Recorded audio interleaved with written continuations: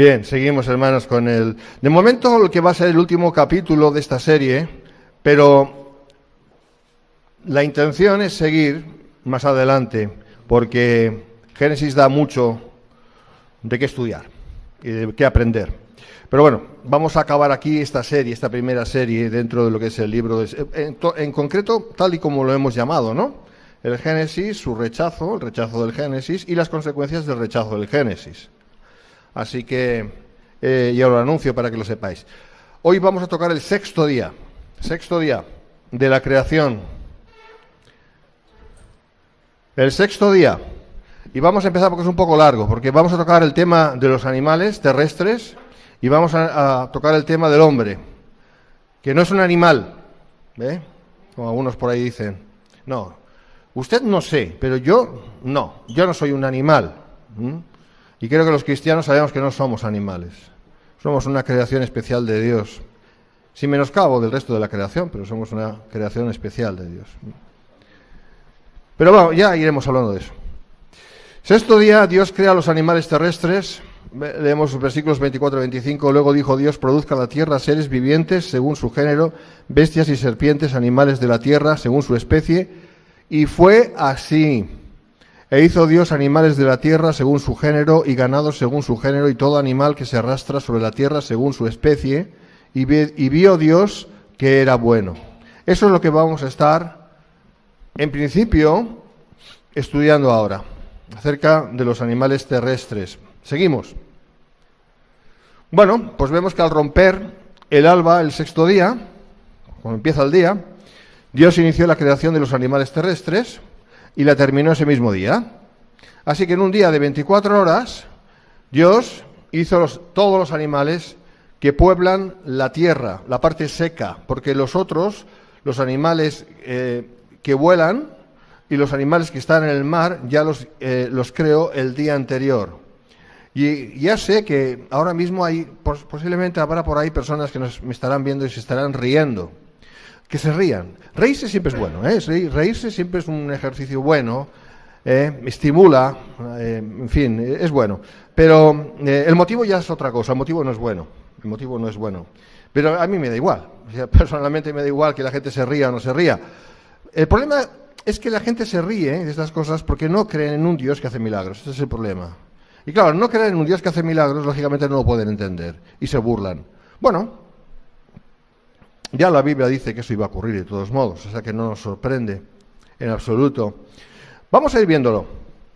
Al romper el alba, el medio de creación es el mismo que se ha utilizado todos los días anteriores. Luego dijo Dios, versículo 24, e hizo Dios, versículo 25. Estas expresiones corresponden a un paralelismo hebreo. En otras palabras, son expresiones equivalentes que se explican entre sí para sellar la claridad inequívoca del registro bíblico. Es decir, cuando dice, luego dijo Dios, y luego dice, e hizo Dios, está diciendo que lo que dijo, lo hizo. Que usted lo crea o no lo crea, es un asunto que no nos compete. Pero que lo que dice ocurrió, sí sabemos que fue así porque es un asunto de fe, y fe es la certeza de lo que se espera, en este caso de lo que ocurrió, la convicción de lo que no se ve. Nosotros no lo vimos, no estuvimos ahí, pero sabemos que es verdad. ¿Por qué lo sabemos? Porque el Espíritu de Dios nos da la certeza, la seguridad de que esto es así. Porque creemos en un Dios que hace milagros. No creemos en un Dios que está aferrado o sellado o atado o conjurado, como dirían algunos, a lo netamente y meramente natural.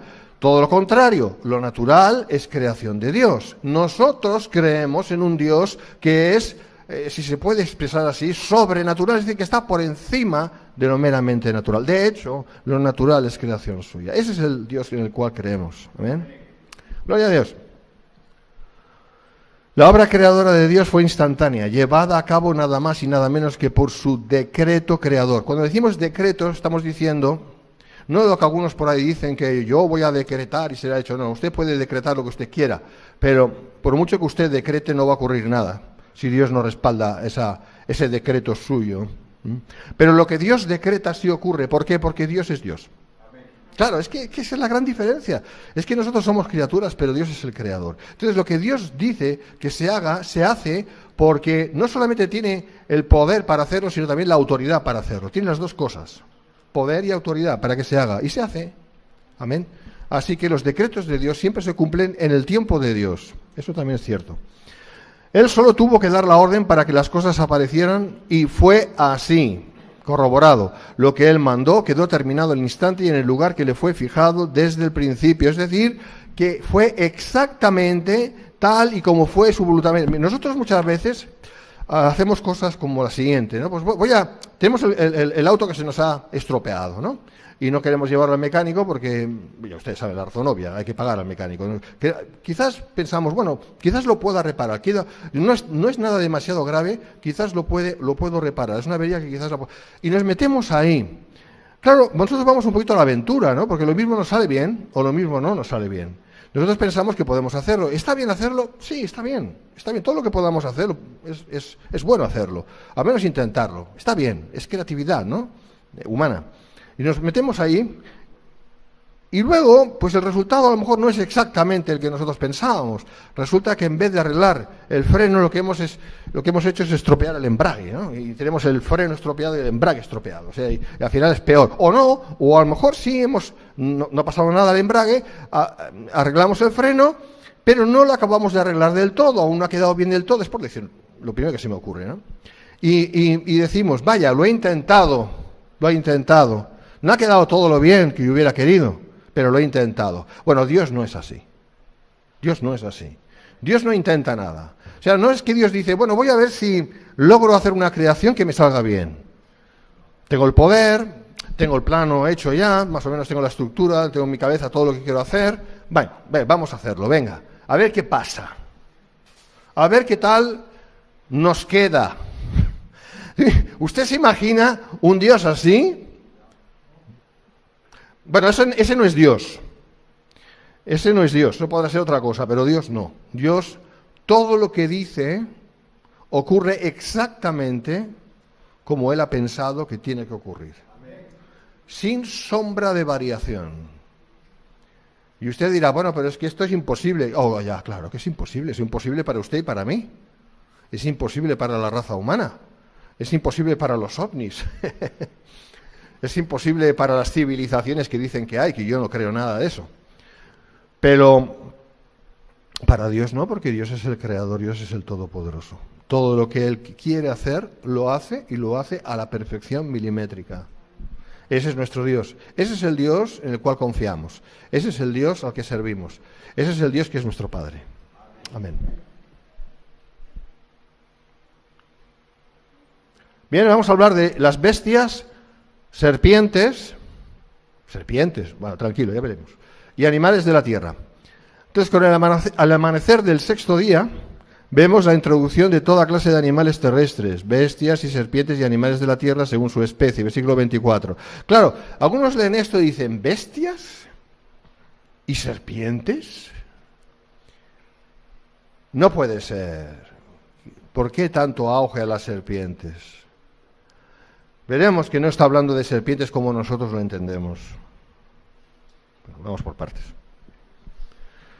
Esto incluye todo tipo de criatura que habita la tierra, desde los insectos y los gusanos hasta los elefantes y las jirafas. O sea, lo que está hablando es de todas las criaturas conocidas y por conocer, algunas ya se han extinguido, que poblaron la tierra porque Dios lo dijo y se hizo. El registro bíblico establece sin lugar a dudas que estas criaturas no evolucionaron de formas inferiores de vida procedentes del mar, ni tampoco de aves prehistóricas, fíjense en las comillas. Todas fueron creadas de forma simultánea e instantánea. Para subrayar este hecho, la Biblia nombra 3 categorías que Dios creó, bestias y serpientes y animales de la tierra. Ninguna criatura de Dios evolucionó a partir de otra, todas existieron por separado al mandato divino. Esto es muy importante, porque por ahí constantemente nos están bombardeando con estas ideas, ¿no? De que, bueno, en realidad lo que vemos vino de otros animales, de otras criaturas más elementales, y a través de los millones de años y de un montón de suerte. Llaman suerte. Nosotros no creemos en la suerte. ¿Usted cree en la suerte? Yo no creo en la suerte. Yo creo en Dios. ¿Para qué tengo que decir a usted que usted tenga suerte? No, yo no quiero que usted tenga suerte. En todo caso, le deseo la bendición de Dios. ¿Pero qué es eso de la suerte? Suerte y azar es lo mismo. Es terrible. Y hay cristianos que creen en estas cosas. Hay cristianos que creen que Dios hizo las cosas y luego las hizo hace millones de años y las dejó ahí, que se fueran haciendo a sí mismas.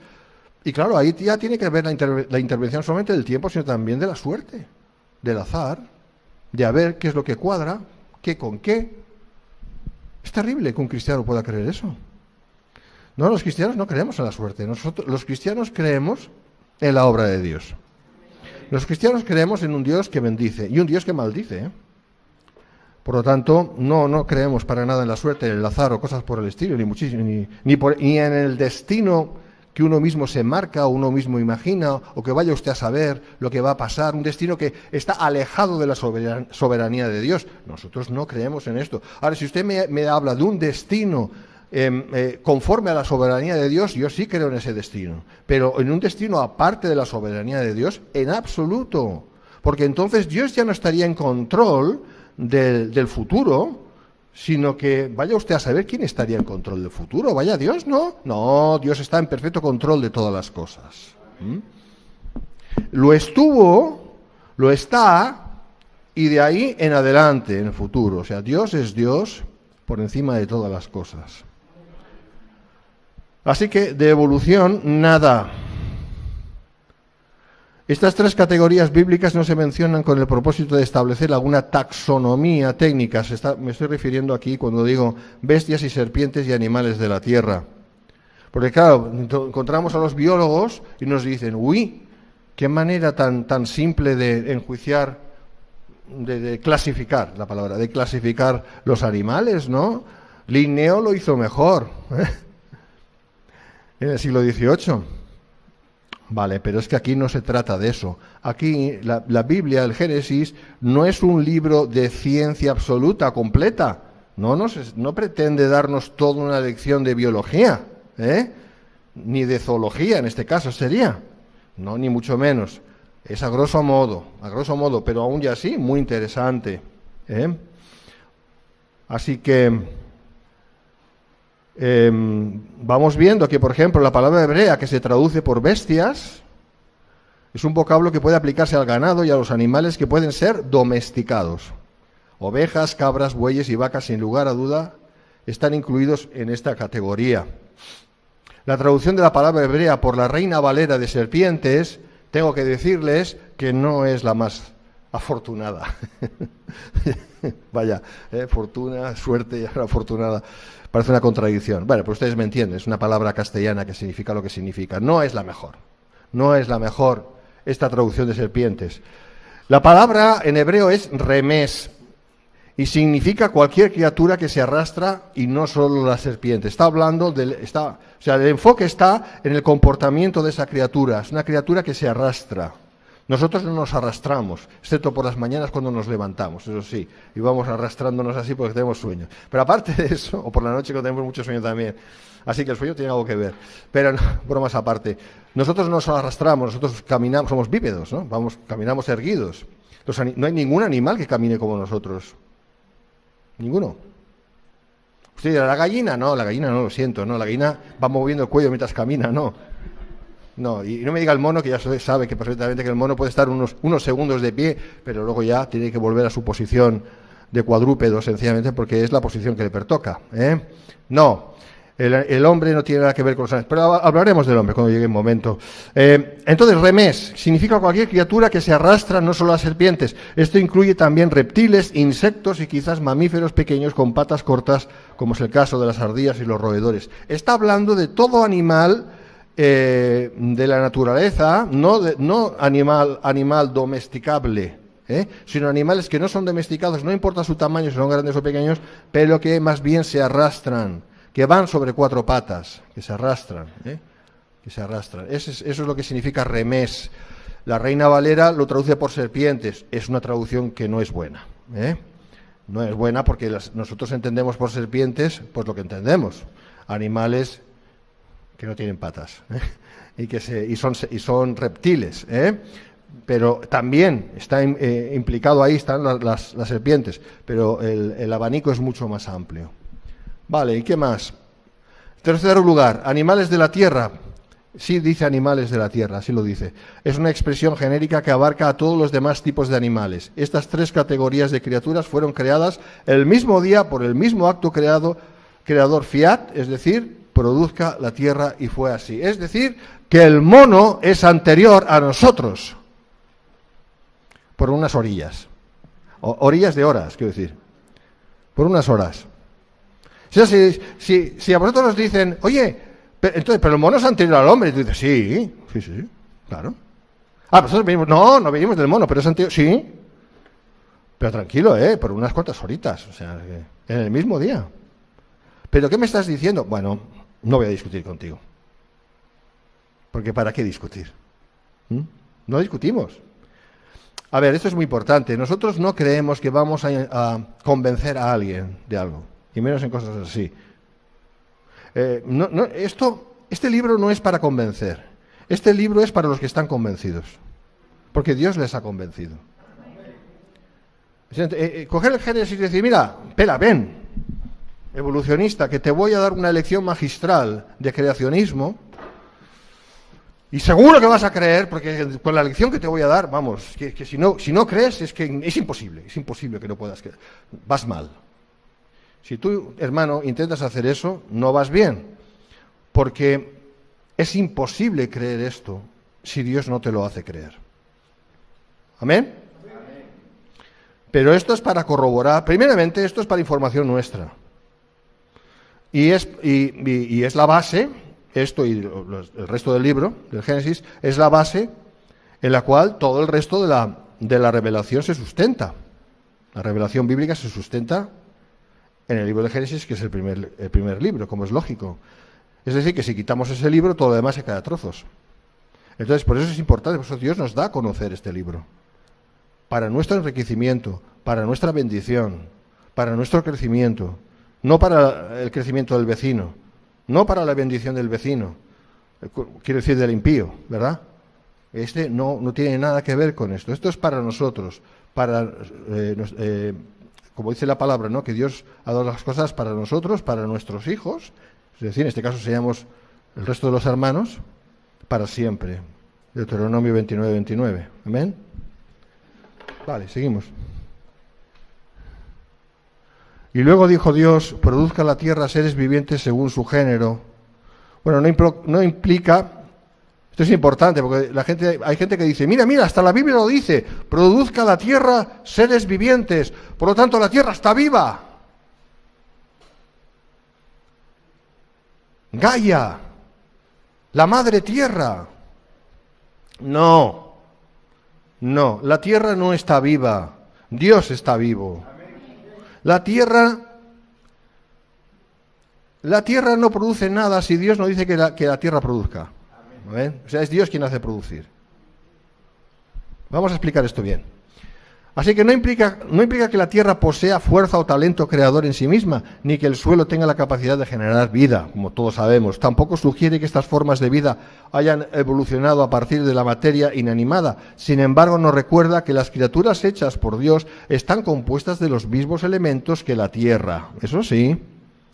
Génesis 2:19 afirma esto, pues dice que Dios formó de la tierra a los animales vivientes. Al morir los cuerpos de estas criaturas se descomponen y vuelven a la tierra. Dios los creó de la tierra, mueren y vuelven a la tierra. Ese es el punto. ¿Amén? Eso es lo que significa, no significa otra cosa. No vayamos más allá, porque no, tendremos que volver para atrás, si vamos más allá. Bien, seguimos. Según su género y especie. Note que los versículos 24 y 25 reiteran las frases según su género y según su especie en 5 ocasiones. La frase ocurre un total de 10 veces en Génesis 1 para recalcar con firmeza las limitaciones que Dios puso a las variaciones dentro de las especies. Es lo que estábamos diciendo, que de una especie no puede surgir otra especie diferente, es imposible. Sí surgen subespecies, es decir, transformaciones de la misma especie. Pues eso lo vemos, son adaptaciones que se producen Pues las plantas pasa eso, los animales pasa eso, pero no que de una especie salga una especie y no tenga nada que ver con esa especie. Por lo que el ejemplo tan gráfico que siempre he dado de que de un elefante no sale un león. No. Viceversa, tampoco, ¿vale? Ni mucho menos. Por lo tanto, el código genético que está incorporado en cada forma de vida mantiene fijas las características de los diversos tipos y especies de vida. Esto descarta la generación espontánea, al igual que la macroevolución. Aquí tanto la Biblia como la ciencia conocida dicen lo mismo. La ciencia, la verdadera ciencia, sabe y enseña que de una especie no puede surgir otra especie. Por lo tanto, los mismos evolucionistas no saben cómo explicar, conforme a su posicionamiento evolucionista, de dónde salieron especies, como ellos dicen, que salieron pues de especies anteriores, especies totalmente nuevas. O sea, se contradicen. Por un lado dicen lo que es imposible, pero por otro lado están diciendo la verdad. ¿Cuál es? Que de una especie no puede surgir una especie diferente. No puede.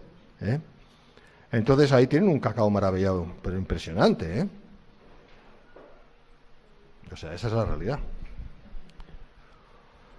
Bien, dejamos a los animales y vamos a las personas.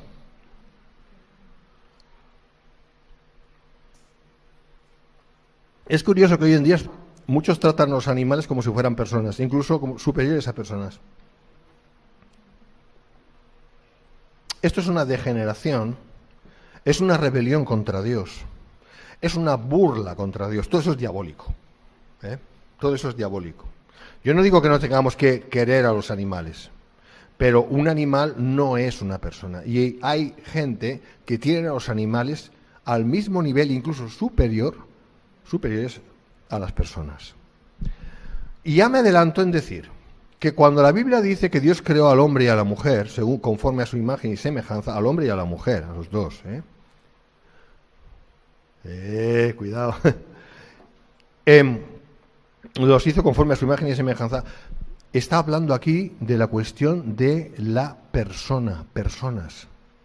¿Qué significa una persona? Pues ese es el punto. No es el aspecto. Me estoy adelantando quizás, sí. Mejor lo dejo aquí. Luego continuaré al respecto. Vamos a leer. Versículos 26 y 27. Entonces dijo Dios, hagamos al hombre a nuestra imagen y conforme a nuestra semejanza. Y señoré en los peces del mar, en las aves de los cielos, en las bestias, en toda la tierra y en todo animal que se arrastra sobre la tierra. Creó Dios al hombre a su imagen, a imagen de Dios lo creó, varón y hembra los creó. No voy a entrar en esta exposición acerca de esto de en medio, porque no tengo tiempo, pero fuimos creados, entre otras cosas, para señorear la creación. ¿Va? Ese es el sentido, uno de los sentidos con los cuales el hombre fue creado, hombre y mujer, que se entiende. ¿Va? Bien, la creación de la raza humana fue el objeto central del propósito creativo de Dios desde el principio. En un sentido importante, todo lo demás fue creado para la humanidad y cada paso de la creación hasta este punto tuvo un propósito esencial, la preparación de un ambiente perfecto para Adán. ¿Ves? O sea, Dios fue creándolo todo y al final crea al hombre cuando todo ya estaba creado al servicio del hombre y para que el hombre lo administrara. La raza humana, a pesar de la caída, se mantiene en el centro del propósito de Dios para el universo entero. Esto lo sabemos porque la Biblia dice que todas las demás cosas perecerán y dejarán de existir. Ahora veremos más sobre eso, pero es muy interesante, es verdad. Todo dejará de existir, menos el ser humano. El ser humano jamás dejará de existir. ¿Se entiende? Claro, el ser humano salvo, ¿no? Según lo dicho por el Señor Jesús, vendrá un tiempo en que el sol se oscurecerá y la luna no dará su resplandor y las estrellas caerán del cielo y las potencias que están en el cielo, en los cielos serán conmovidas. En última instancia, el mismo firmamento se desvanecerá como un pergamino que se enrolla. El libro de Apocalipsis lo dice, llegaremos un día a estudiar eso. Bien, segunda de Pedro 3:10 dice, los cielos pasarán con gran estruendo y los elementos ardiendo serán deshechos y la tierra y las obras que en ella hay serán quemadas. Es decir, todas las cosas que fueron creadas también serán, permitidme la expresión, descreadas. Es para que se pueda entender. Todo lo que existe en este universo dejará de existir, todo a excepción del hombre. Dios creó al ser humano para que le glorificara y disfrutara para siempre. Mucho tiempo después que todos los demás elementos de este universo se hayan desvanecido, una gran multitud de seres humanos redimidos habitará en la presencia del Señor para siempre. Este es el propósito divino. La creación de la raza humana es el asunto central en Génesis 1. Todo lo demás culmina en este acontecimiento y el texto bíblico dedica más espacio a la descripción de la creación de Adán que al de todos los demás aspectos de la creación. Fíjate, el hombre en sí mismo, lo débil que es, la figura humana, ¿verdad? ¿Qué comparamos? ¿Un ser humano con un elefante? Por decir, fíjate lo grande que es un elefante en comparación, ¿verdad? Y lo poderoso que es un elefante. Y un elefante podía destrozar no sé cuántos hombres a la vez, ¿verdad? Y sin embargo es un ejemplo, por lo que quiero decir y estoy diciendo, de que Dios no se fija en las cosas aparentes, Dios se fija en lo que Él quiere fijarse. Y Él quiso crear al hombre no fuerte en sí mismo, pero sí fuerte en el sentido de que expresa la magnificencia de Dios, porque el hombre ha sido creado a imagen y semejanza de Dios. Y a pesar de la caída, eso aún está ahí inminente y eminente. La grandeza de Dios se ve, se palpa de alguna manera viendo al ser humano, Pero si lo comparas con el resto de la creación, el ser humano es aparentemente insignificante. Bueno, si nos ponemos en este plan, pues podemos decir que Dios, a ver quién ha visto a Dios, si Dios es invisible. Claro, es que si todo lo planteamos desde el posicionamiento de la apariencia, salimos siempre perdiendo. Porque es tantas veces todo lo contrario. Fíjate, a Dios ni siquiera se le ve. Y sin embargo Dios es el Todopoderoso. Así que las apariencias, como dice el dicho, las apariencias engañan. Es verdad, Eso es cierto. Bien, avanzamos. Versículo 26. Entonces Dios dijo, hagamos al hombre a nuestra imagen y conforme a nuestra semejanza, etcétera. El resto ya lo leí antes. La creación de Adán ocurrió el mismo día en que todas las demás criaturas terrestres fueron creadas. Todo esto sucedió en un periodo de 24 horas, es decir, una sola rotación terrestre, en una sola rotación terrestre. Y cuidado que Dios tampoco necesitaba de eso. Si es que Dios, y yo quiero insistir en esto porque aún los creyentes tenemos siempre la cosa de todo medirlo según el tiempo, el espacio y según nuestras posibilidades, nuestro entendimiento. Y hay momentos en que sí, pero hay muchos momentos en que no. Esto no vale. O sea, el Señor Dios ni siquiera necesitaba de 24 horas para hacer a todos los animales terrestres y para hacer al hombre también. Ni siquiera eso lo podía haber hecho sin necesidad de tiempo. Y las razones por las cuales hizo la creación en 6 días, ya las dije, no hace falta que lo vuelva a repetir, ¿no? Ya lo dije, está claro, está ahí en los vídeos, lo pueden ustedes ver también en sus casas. Dios no necesita de tiempo, Dios no necesita de nada para hacer lo que Él quiere hacer. Ese es mi Dios. No está sujeto a nada, ni al tiempo, ni al espacio, ni a la materia. Dios es el creador de todas las cosas. Ese es nuestro Dios. Bien. Adán, como vemos en el texto, fue objeto de la creación especial y personal de Dios. No se puede hacer justicia al texto con la noción de que Adán evolucionó. No, de alguna forma previa de vida animal. No. Génesis 2:7 es muy explícito. Entonces Jehová Dios formó al hombre del polvo de la tierra y sopló en su nariz aliento de vida y fue el hombre un ser viviente. Vamos a ver, hermano que me estás viendo, te voy a decir, no te creas los cuentos evolucionistas. Los que creen en la evolución, los que realmente creen en la evolución, no conocen a Dios. Porque si conocieran a Dios, no se tragarían ese cuento, sino todo lo contrario. Lo que harían sería creerle a la palabra, porque no solamente la palabra está escrita, es que el Espíritu Santo convence a su Hijo, al Hijo de Dios, a los hijos de Dios, de que esa palabra es verdad.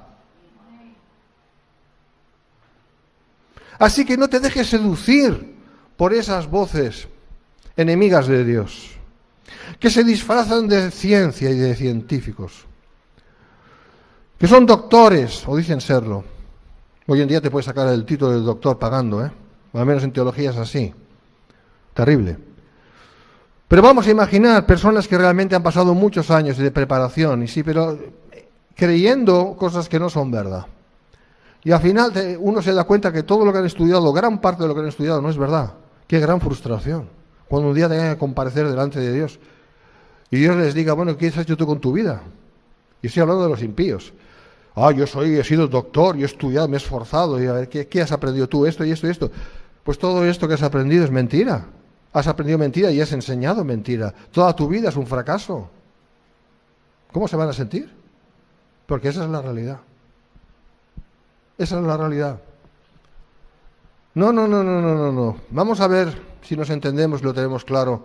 El ser humano, el hombre, el primer hombre, bueno, porque dice ser humano, no, el ser humano, el hombre, el primer hombre, no surgió de un antecesor, no surgió de un monillo, no surgió de un pequeño orangután de color verde, o de color lo que sea, me da igual el color, no surgió de alguien que se parecía a Darwin. Lo digo porque Darwin realmente tenía cara de mono, esa es la verdad. No quiero ofender, pero usted vea la imagen de Darwin y realmente él se vio reflejado a sí mismo, ¿no? No. El hombre no nació de nada parecido a un hombre. El hombre nació de Dios. Dios lo creó del barro, del polvo, de la tierra. Cogió tierra, yo no sé cómo lo hizo, no lo explica, pero lo hizo e insufló por su nariz, le creó una nariz, le hizo una nariz y insufló espíritu de vida.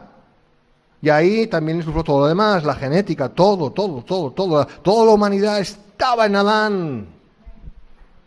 Claro, es que el libro de Génesis no te va a dar detalle de todas las cositas, no te va a dar toda una divulgación científica de todas las cositas, es imposible, porque el libro de Génesis es un libro escrito para toda la humanidad creyente, de todos los tiempos. Así que hay que tener paciencia. Sí, nosotros tenemos que tener también paciencia con los que nos precedieron. La inmensa mayoría de los que nos precedieron no sabían ni leer ni escribir. Esto es un texto que todo el mundo bien intencionado lo puede entender y creer y aceptar, al menos aceptar, como así ha sido a lo largo de la historia, a diferencia de hoy en día. Así que no, lo siento mucho, Adán, que significa hombre, no surgió en un momento dado de la historia evolucionista de algún predecesor homínido o algo por el estilo. No, Adán fue la creación directa de Dios. Amén, como está escrito, Génesis 2:7. El segundo capítulo de Génesis también describe cómo la mujer Eva fue formada por Dios a partir del costado de su esposo. Dice la costilla. Bueno, esa es la traducción de la Reina Valera. No es tanto una costilla, es el costado. O sea, Dios cogió del costado, no sabemos exactamente de qué pieza del costado, y de ahí formó la mujer. Que no lo cree. ¿Y por qué no? ¿Por qué no? ¿Es que Dios no puede hacer eso si quiere? Es que partimos de esa base, de que Dios, la actuación de Dios, desde un principio, fue una actuación de milagro. ¿Amén? Milagro tras milagro. Que no tiene, y eso humilla al hombre, ya sé que eso humilla al hombre, porque el hombre no tiene explicación de estas cosas, el ser humano no puede explicarlo científicamente, pero es que Dios no hace las cosas para que luego a la postre el ser humano las pueda explicar. No, señor, Dios hace las cosas porque Dios quiere hacerlas, puede hacerlas y las hace, o las hizo. Punto. Y el ser humano llega hasta donde llega. Y si no llega más, no pasa nada, de hecho no es ninguna humillación. El que se siente humillado es el que tiene orgullo, el soberbio, que quiere compararse con Dios. Ese es el pecado de Satanás, además, desde el inicio. Pero nosotros nos humillamos delante del Señor, bajo su mano poderosa. ¿Amén? Claro que sí, porque reconocemos que Él es, y nosotros no, Él sí. Amén. Así que el hombre y la mujer fueron creados por separado y de forma individual a través de actos directos de Dios. Entonces dijo Dios, hagamos al hombre a nuestra imagen conforme a nuestra semejanza. Fijémonos, nunca antes había dicho Dios, hagamos. Es la primera vez. Esta es la primera vez en que la expresión dijo Dios va seguida por los pronombres personales, hagamos al hombre a nuestra imagen, hagamos. Es que dice hagamos. Y Elohim, dice, Elohim dijo. Elohim es la forma plural de Dios. Así que Dios ahí ya nos está dando un atisbo. Y nosotros ya sabemos por la doctrina apostólica, que en definitiva es la que define todo, que Dios son tres personas. Y entre ellos decían, hagamos. Es decir, está diciendo, nos estamos poniendo de acuerdo para hacer lo que siempre hemos querido, siempre, claro, eso de siempre, en términos de eternidad, como se entiende, ¿no? Bueno, en nuestros términos, lo que siempre desde la eternidad hemos querido hacer, al hombre, a nuestra imagen, conforme a nuestra semejanza. Ahí está. Amén. Aleluya. En las Escrituras se emplean de forma deliberada esos términos para recalcar la relación íntima de Dios con esta parte especial de su creación. Hágase. Pero ahora dice hagamos. ¿Esto sabes lo que implica? Relación. Dios, los tres de Dios, estaban hablando, vamos a hacer al hombre para tener relación con él, comunión con él, y él tenga comunión con nosotros. Eso es lo que está diciendo. Eso no lo dijo de ningún animal, eso no lo dijo del sol, eso no lo dijo de la luna, ni de las estrellas, ni de los ovnis, vaya usted a saber. Tampoco lo dice de los ángeles, menos aún de los demonios, que presumiblemente son los ovnis. No, lo dice del hombre, la principal creación de Dios. Claro, nos vemos a nosotros mismos y decimos, es muy complicado creer esto. Yo me veo a mí mismo y digo, Dios mío, pero es que pero otra vez es que Dios decide lo que quiere hacer. Decide a quién amar, cómo amar. Dios es quien toma la prerrogativa en todas las cosas. ¿Amén? No nosotros, Él sí. Jehová, Dios, formó al hombre del polvo de la tierra y sopló su nariz aliento de vida y fue el hombre un ser viviente. Amén. Génesis 1:26, por primera vez en toda la vida Dios se presenta a sí mismo con pronombres personales. El significado que se trate de pronombres plurales es significativo, que se trate de pronombres plurales. Él no dijo voy a hacer al hombre a mi imagen, sino hagamos a nuestra imagen. Evidencia inequívoca de la Trinidad, como acabo de decir.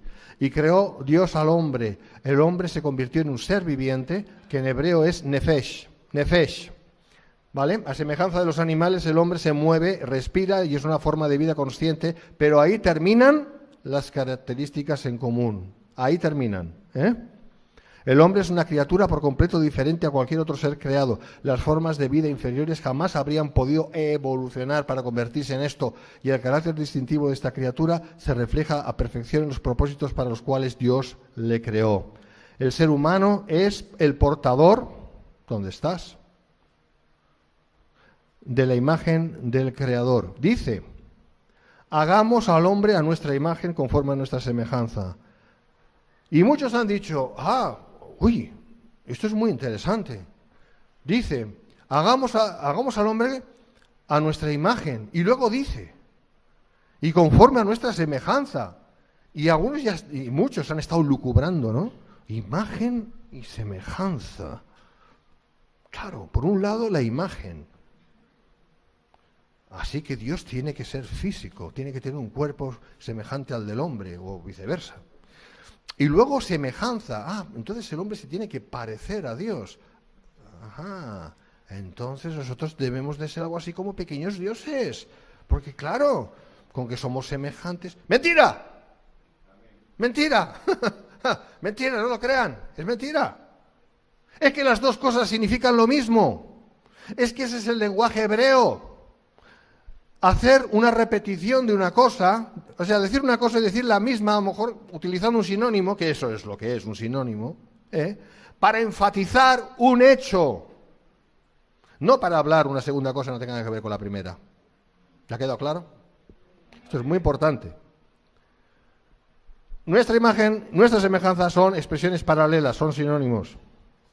Nada tiene que ver con alguna distinción vital entre la imagen de Dios y su semejanza, como si una palabra aludiera a similitudes espirituales entre Dios y los hombres y la otra designar algún tipo de parecido físico. Nada que ver. Se trata de términos paralelos y la repetición cumple la función de subrayar la importancia del principio bíblico. Esta clase de paralelismo es una forma muy común y típica en el hebreo. Se emplea para recalcar y no para establecer contrastes. No hay contraste ahí. Está diciendo lo mismo.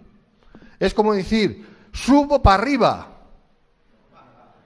que en español está mal dicho, porque tú no tienes que decir subo para arriba, porque si dices subo ya se entiende que es para arriba, no vas a subir para abajo.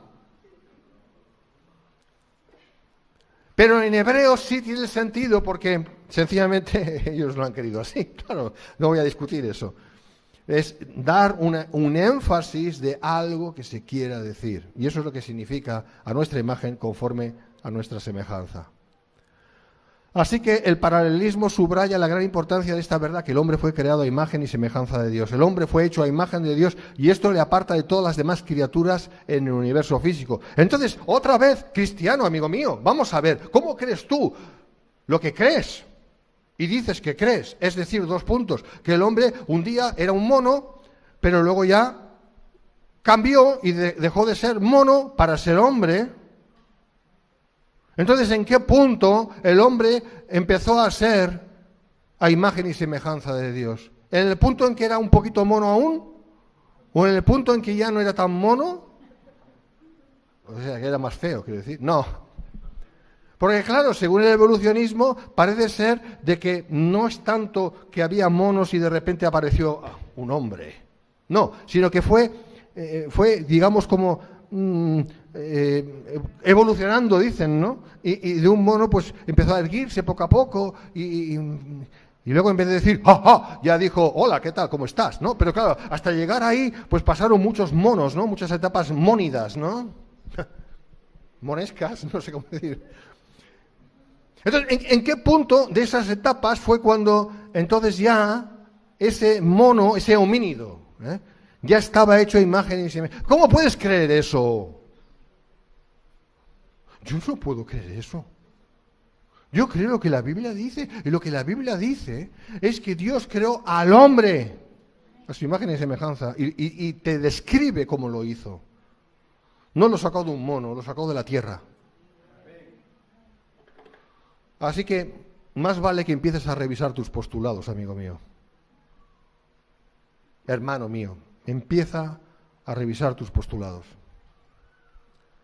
Así que el hombre fue hecho a imagen de Dios y esto lo aparta de todas las demás criaturas del universo. Ahora, vamos a ver qué es eso de la imagen de Dios. Porque claro, nosotros vivimos en una sociedad que da culto a la imagen. Vosotros sabéis eso, ¿no? De ahí que Hollywood haya hecho tantos millones de dólares, ¿no? Y que los artistas de cine sean tan populares y tengan tanto dinero. Y los futbolistas también.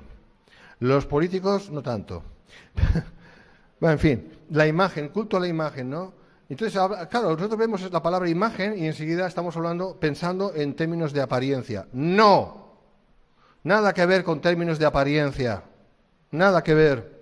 ¿Qué es la imagen de Dios? La palabra hebrea que se traduce por imagen es tselem y se deriva de una raíz que alude a un grabado. Es la misma palabra que se emplea para hablar de las imágenes de confección humana, Éxodo 24. No transmite la idea de que el hombre fue labrado conforme a la figura de Dios, como si Dios fuese en esencia el molde o patrón que define la personalidad humana. Por tanto, esa imagen no se corresponde en primera instancia con el aspecto del cuerpo humano, ya que Dios es espíritu, sino con los atributos espirituales del hombre, ser conscientes de nuestra propia existencia, de la moral, de los demás seres, pero en especial nuestra conciencia de Dios mismo. Nosotros podemos estar hablando de Dios. ¿Puede un animal eso? Bueno, un animal ni siquiera puede hablar. Un animal ni siquiera es consciente de sí mismo. Bueno, pues hombre, pero sí que es consciente, porque si ve un peligro se esconde. Eso es algo que Dios le ha dado para su supervivencia. Pero nunca verás a un animal que diga, oh, qué guapo soy. Hoy le he pasado bien. Hoy he comido unas cuantas moscas, ¿no? ¿Te imaginas una lagartija diciendo algo así? Hoy he comido bien, hoy me voy a dormir bien esta noche. Son tonterías, ya lo sé, pero es para que entendamos las cosas. Porque a veces el hacer chascarrillos ayuda a la comprensión. No, hermanos, no. Los animales no tienen conciencia de sí mismos. Una planta menos aún. Un ser humano sí. Es lo que llamamos personalidad. Antes de que la imagen de Dios en el hombre fuera marcada o manchada, por el pecado, Adán participaba de manera pura y diáfana todos los atributos comunicables de Dios, es decir, aquellas cualidades de la naturaleza divina que pueden ser reflejadas en las criaturas. Entre ellas se cuentan la santidad, la sabiduría, la bondad, la verdad, el amor, la gracia, la misericordia, la longanimidad y la justicia, etcétera, etcétera. La imagen de Dios solo puede explicarse en términos de personalidad. De eso está hablando. Cuando habla de la imagen de Dios, está hablando de la capacidad de comunicación, de la capacidad de relación, de la capacidad de decirle, oh Señor mi Dios, como cantábamos antes, oh Señor mi Dios, y teniendo la certeza de que Dios lo está escuchando, y Dios no te responde porque no tiene por qué, porque ha determinado no responderte de la manera como lo hará luego, cuando le veamos cara a cara, quiero decir.